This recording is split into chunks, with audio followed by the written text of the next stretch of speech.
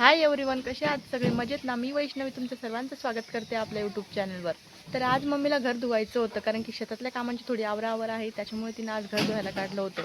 आतापर्यंत तिने इतका सगळा पसारा बाहेर काढला होता आणि अजून पण घरात भरपूर सारा पसारा होता जो की बाहेर काढायचा होता. आणि मला असं वाटलं, अरे बाप, इतका पसारा! कारण की घरात जेव्हा आपण बघतो ना, तेव्हा ते सगळं नीटनेटकं ठेवलेलं असतं, तेव्हा असं वाटतच नाही की इतका सगळा पसारा आपल्या घरात असतो म्हणून. आणि जेव्हा तो बाहेर काढतो तेव्हा तो इतका सगळा दिसतो. तरी ते ना सकाळी सकाळीच पाण्याची मोटर चालू झालेली होती आणि घर धुवायचं असल्यामुळे भरपूर सारं पाणी लागणार होतं, भांडे वगैरे धुवायला, कपडे धुवायला. त्यामुळे मी सगळ्यात पहिले पाणी भरून घेतलं, कारण की मोटर केव्हाही बंद होऊ शकते.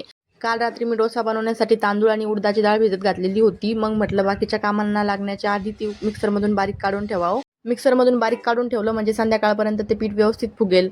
सकाळी लवकरच मम्मीने सगळ्या बरण्या घासून ठेवल्या होत्या आणि आता त्या सगळ्या वाळलेल्या होत्या. मग म्हटलं त्यात जे काही डाळी वगैरे होत्या त्या आपण सगळ्या भरून ठेवू, म्हणजे तिचं तेवढंच काम आवरतं होईल. मी सगळ्या डाळी स्वच्छ करून मग बरण्यांमध्ये भरल्या, म्हणजे त्या लवकर खराब होणार नाही. आणि मम्मीने जे काही उन्हाळी वाळवण बनवलं होतं जसं की सांडगे वगैरे तेही बरण्यांमध्ये भरले. माझं हे काम चालू होतं तेव्हा मम्मीची घरातली साफसफाई चालू होती आणि माझ्या मम्मीकडे एकसारख्या चक्रा चालू होत्या. तर घरात मला हा स्टोव दिसला. याचा पहिले खूप जास्त वापर व्हायचा. हा स्टोव कधी बघितलेला आहे का, किंवा याचा कधी वापर केलेला आहे का, मला कमेंटमध्ये नक्की सांगा. आम्ही जे बटाट्याचे चिप्स बनवले होते ना, ते पण अजून भरून ठेवायचे बाकी होते. मग मी ते पण स्वच्छ करून एका डब्यात भरून ठेवले.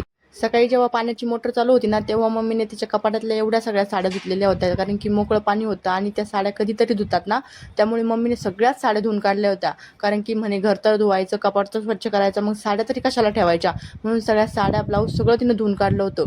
हा माझ्या भावाचा मुलगा अमोल, आज याचा बर्थडे आहे आणि मी त्याला फक्त एवढं म्हणलं की बर्थडेची पार्टी नाही द्यायची का, तर तो स्प्राईट वगैरे घेऊन आला होता. आता मला थोडी भीती होती की स्प्राईट पिल्यानं बाळाला सर्दी होते की काय, पण म्हणलं आता त्यांना आणलेलेच आहे तर बघू ट्राय करून बाळाला सर्दी होते की काय. आणि खरंच बाळाला सर्दी झालेली नाही बरं का, कारण की आता हा व्हिडिओ ना 2 दिवसापूर्वीचा आहे आणि अजून तरी बाळाला सर्दी झालेली नाही. बरण्यांमध्ये जे काही भरायचं होतं ते सगळं माझं भरून झालेलं होतं आणि बरण्यांसोबतच मम्मीने डबेही घासून ठेवले होते, ते पण एकदम चांगले वाळले होते. मग मी त्यात कुरडया वगैरे भरून ठेवलं. कुरडया बनवून झालेल्या होत्या, उडदाचे पापड अजून बनवायचे होते, त्यासाठी डाळी वगैरे निसणं चालू आहे.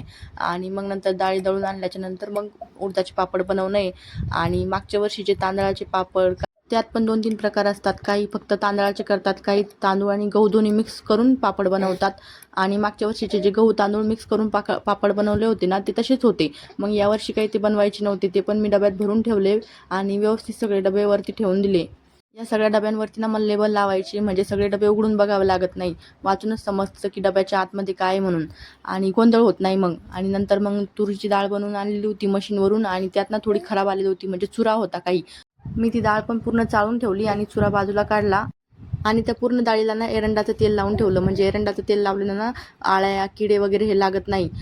हे तेल सगळ्या प्रकारच्या धान्यांना लावून ठेवलं तरी चालतं, म्हणजे आणि धान्यांना अगदी 2-3 वर्ष सहज टिकतं.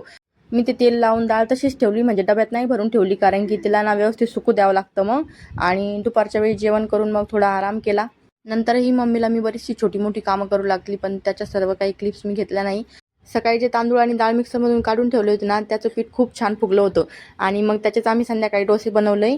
तर तुम्हाला हा व्हिडिओ कसा वाटला मला कमेंट करून नक्की सांगा. भेटूया पुढच्या व्हिडिओमध्ये.